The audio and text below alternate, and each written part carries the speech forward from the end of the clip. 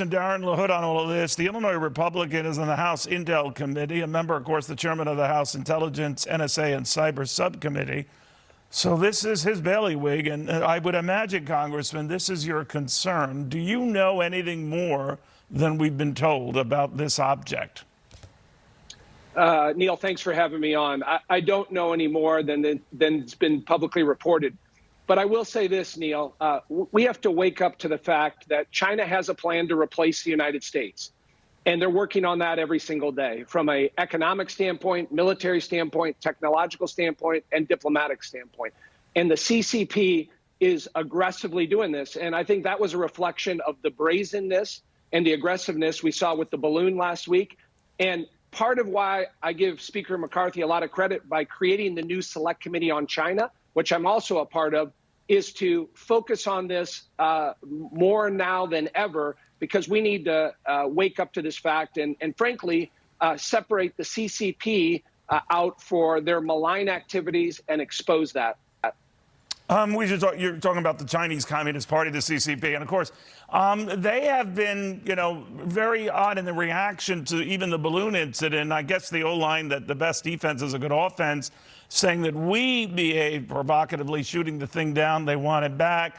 They're hanging up on, American high-ranking officials who called to talk to their Chinese counterparts, including the defense secretary.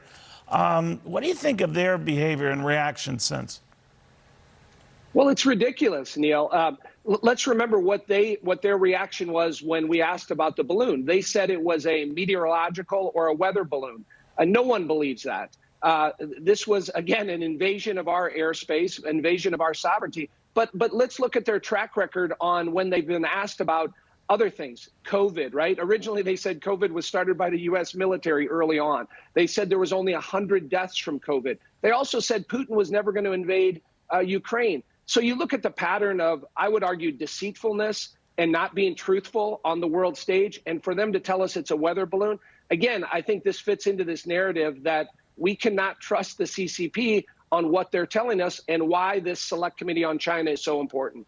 We've already blacklisted, I think, half a dozen Chinese, largely tech firms, Congressman, that might have something to do with this balloon technology. That list will likely go on as these boycotts back and forth go on. Do you think this could get out of control? I mean, the military response notwithstanding, that the two biggest economic powers on earth could hurt each other.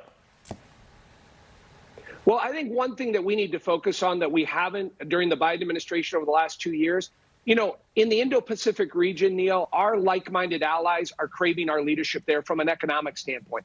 Why we haven't set up a trade framework with Korea, Japan, Australia, New Zealand, Philippines, and done that. I think that's a big part of what this new Select Committee on China, what the Republicans are going to do. I also serve on the Ways and Means Committee, the Trade Subcommittee. We ought to be working on the economics and isolate China more. I think that has to be a big part of that. Again, I think the Biden administration has done nothing in this space, and that'll be a big focus with the Select Committee on China.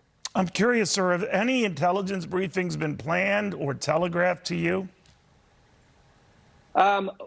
We had a briefing last week, but frankly, it was a lot of these intelligence people patting themselves on the back for taking down the balloon. So many of us left that hearing very skeptical. And so we hope to have a full briefing. I'm sorry I wasn't clear. I only asked because that would be the venue they might update people like you, very important figures in all of this. And if one hasn't been planned, it ain't happening anytime soon. Yeah, we're out of session, the House, next week. I anticipate when we get back, we will have a full briefing on the details, and that's what they promised us. All right. Congressman, thank you for taking the time. Always good talking to you. Have a good weekend.